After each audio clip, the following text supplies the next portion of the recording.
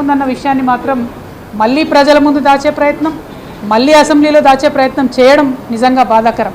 నిన్న BRS party నుంచి మేము ప్రివిలేజ్ మోషన్ ఇచ్చిన తర్వాత ఈరోజు చైర్మన్ గారు ఆదేశం ఇస్తే మరి వారు ఎక్స్ప్లెనేషన్ ఇవ్వడానికని శాసన మండలికి మంత్రివర్యులు రావడం జరిగింది.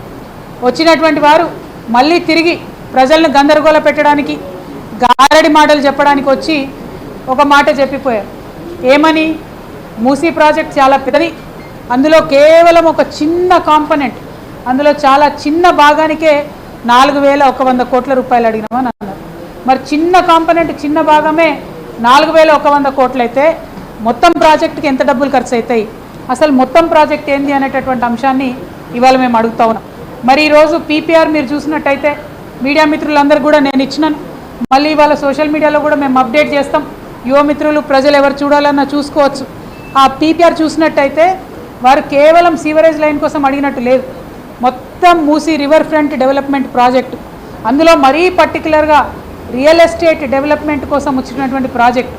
అందులో ప్రాజెక్ట్ యొక్క గోల్స్ ఏంది, ఆబ్జెక్టివ్స్ ఏంది అని అడిగితే చాలా క్లియర్గా కమర్షియలైజేషన్ అంటే ఈ ప్రాజెక్టు ద్వారా డబ్బులు సంపాదించేటటువంటి ఆలోచన ప్రభుత్వానికి ఉంది అనేటటువంటి అంశాన్ని పీపీఆర్లో వాళ్ళే స్పష్టంగా చెప్పడం జరిగింది. ఇవాళ ఆ అంశాలన్నీ కూడా దాచిపెట్టి ప్రజల దగ్గర మళ్ళీ మనల్ని మభ్యపెట్టేటటువంటి ప్రయత్నం చేయడం నిజంగా చాలా దారుణం. ఎన్నిసార్లు చెప్పినా మంత్రివర్యులు 2 సార్లు మాట్లాడి రిపీటెడ్గా ఒకటే మాట చెప్పిండ్రు. ఏమని? కేవలం మేము సీవరేజ్ లైన్స్ కోసం మాత్రమే, అంటే మోరీలు నిర్మించడానికి, మూసీ పక్కన నాలాలు నిర్మించడానికి మాత్రమే 4100 కోట్లు అడిగానని చెప్పారు. కానీ మంత్రివర్యులే పట్టుకొని చూపించినటువంటి ఈ పీపీఆర్లో చాలా క్లియర్గా real estate development initiatives, land value captive at joint development projects, public private పార్ట్నర్షిప్లో చేస్తాం, దీన్ని గొప్ప గొప్ప రియల్ ఎస్టేట్ మార్కీ ప్రాజెక్ట్స్ కడతాం ఇక్కడ అనే మాట కూడా మరి మంత్రివర్యులు చెప్పినారు. ఇది ప్రభుత్వం నుండి అఫీషియల్గా వరల్డ్ బ్యాంకుకి ఇచ్చినటువంటిది, ప్రపంచ బ్యాంకుకి ఇచ్చినటువంటి ఒక కాగితం. మరి దీంట్లో ఇందాక నేను చెప్పినట్టు ఆబ్జెక్టివ్స్లో చాలా క్లియర్గా కమర్షియలైజేషన్ అంటే ఇక్కడ మేము వ్యాపారం చేస్తాము అంటే మొత్తం ఈ మూసీ ప్రాజెక్ట్ అంతా కూడా పేద ప్రజల పొట్ట కొట్టి పెద్దలకు పంచడానికే తప్ప ఇంకొకటి కాదు.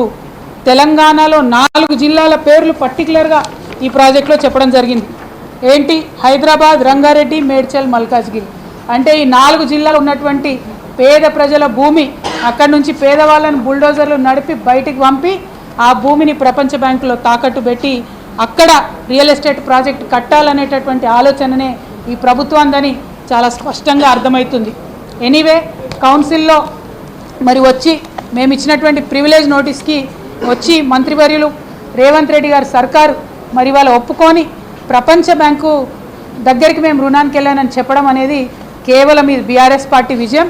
బీఆర్ఎస్ పార్టీ ఎమ్మెల్సీలుగా మేము కౌన్సిల్లో చేసినటువంటి పోరాటానికి ఇన్నాళ్లకు వారు ప్రజలకు వాస్తవాలు చెప్పడం జరిగింది. ఇన్ని రోజులేమో దాచిపెట్టిండ్రు, అసలు ప్రాజెక్టే లేదన్నారు, ఏముందో తెలియదన్నారు, రకరకాల మాటలు చెప్పిండ్రు. కానీ ఇవాళ స్పష్టంగా చెప్పినారు. Today I just want to address to the national media. I request your attention about what the current Congress regime is doing here in Telangana. Yesterday they tried to lie to the house.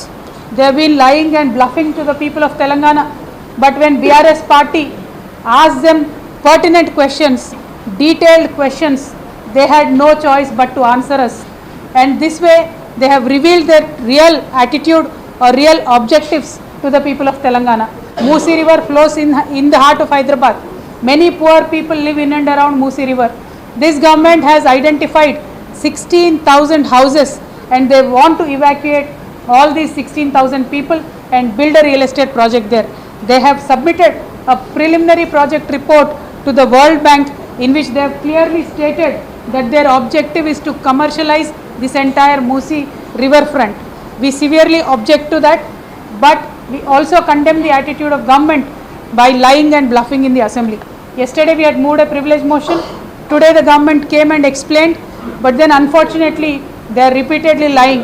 We now leave this issue to the people's court. Let the people decide. BRS as a party, we expose the lies of the government and we let the people decide from now on. Thank you. Jai Telangana.